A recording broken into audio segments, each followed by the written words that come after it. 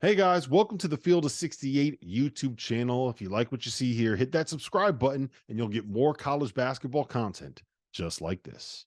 Alabama won tonight 79-75. So McCall, let's get the coach's perspective on this. You're watching this game.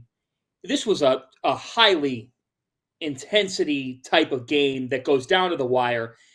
Auburn's within a possession. They're right there. Grant Nelson nails. Mark Sears terrific. What did you see in this game, and how did the Crimson Tide get the win tonight? I thought the two biggest plays in the game were the back-to-back offensive rebounds by Nelson.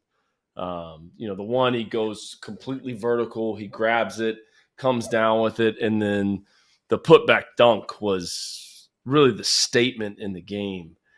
I thought the physicality was just absolutely ridiculous.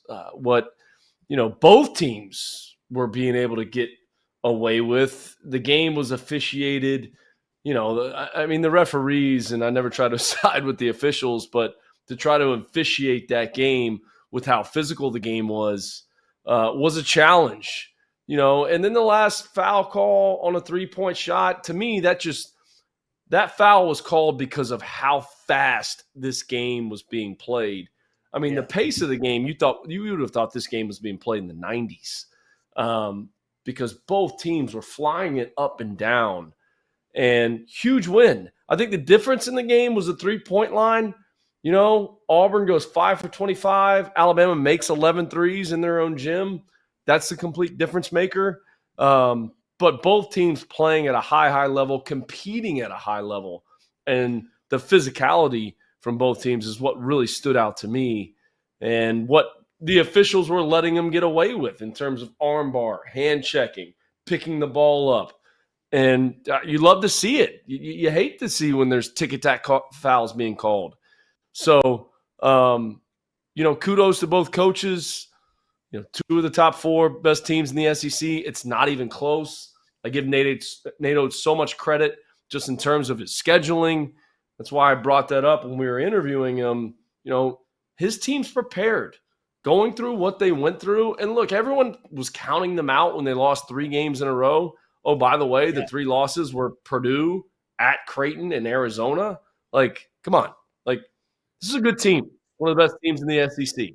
And they're playing like it, and that's why he scheduled the way he did, and that's exactly what he said.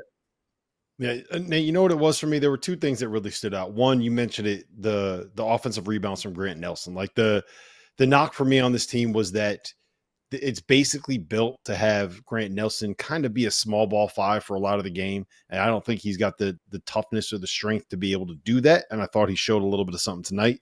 And the other part of it was, they struggle defensively. They are one of the best offensive teams, as Nate mentioned, like a top 2 offense on KenPom in college basketball. They're outside the top 60 in defensive efficiency. And that's not the kind of thing that's going to win you a lot of games in March, right? You can win a game. It's not how you string together wins. And I thought the fact that they were able to dig deep and get 2 to 3 straight stops down the stretch said a lot about what those players believed and how they reacted to basically being called soft by their coach in public. That's not a comfortable thing to do. And I mentioned it in the interview, but you have to believe in your players and believe in your guys to be able to go out there and say this about them publicly. I was also, and I don't know if you guys agree with this, I was really, really impressed with Auburn as well. They dug themselves a 15-point hole on the road in that environment against a really good Alabama team that can score, and they came all the way back, and they had a chance to win that thing at the end. And by the way, I said this, I'm anti-fouling up 3, McCall. I know that's not the best way to win. I'm here for the entertainment. Don't foul up 3. Let's get some buzzer beaters. Let's get some last-second shots. Let's get some. Which wasn't a foul. Which wasn't a foul. Oh, that wasn't a foul at all. Yeah, that was. But because of how fast the game was being played, the referees called it. And here's my only issue. Why did Pat Adams take so long between the second and third free throw? Did you notice that? Because this is just Baker Mazar, he knocks down the first 2, and then something happens, and Pat Adams kind of walks away, and then they come back, and it was important question. Important question. 60 seconds. Robert, who's the best team in the SEC? Oh man, I think I'm going to stick with Auburn. Wow. I think I'm going to stick with Auburn. Just I trust them defensively. I think the offensive there is there. They come in waves, and I know that they don't have like that elite go-to guy, but I think that it's just the group and the system can kind of overwhelm you on both ends of the floor. I'm going to stick with Auburn even after this loss. McCall. Go ahead, Matt. It's hard for me to do this as a Gator alum, but I got to go to the Vols. Dalton Connect. He's that guy. He's the best player in the SEC. But I love the way that these two teams competed tonight. Loved it.